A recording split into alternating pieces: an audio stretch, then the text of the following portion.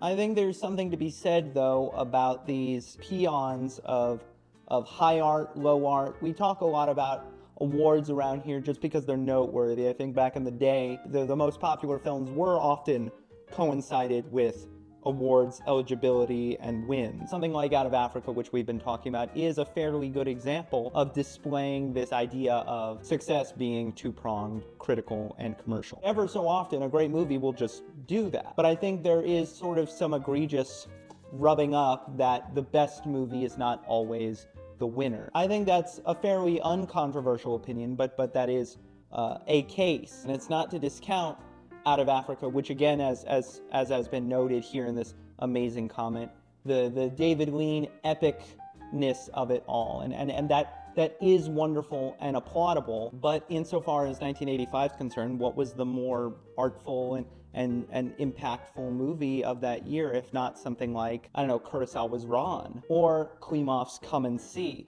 And even if we want to go more popular with it, what is a more all-around popcorn elegance than maybe something like Back to the Future? But I think even more readily, I would say Police Story from Jackie Chan. Tampopo and After Hours are also in the conversation, I would say. I think there's just something to be said about the Oscars maybe not even going for the most pretentious option. I think that's the way we want to leap with the conversation, that it's about pretension. It's about being holier than thou. But I mean, when you look at something like Everything Everywhere All at Once, that is an example of a film that I find good, but isn't, to me, particularly pretentious. You know, what's the Academy choosing it for, other than maybe social media brownie points? I think the answer lies in something like a movie being the most movie. Something like Cecil B. DeMille's Greatest Show on Earth is an example of a most movie. It's just cram-packed with, here's the biggest, loudest film, something that, but also something that represents film as the art form, cinema as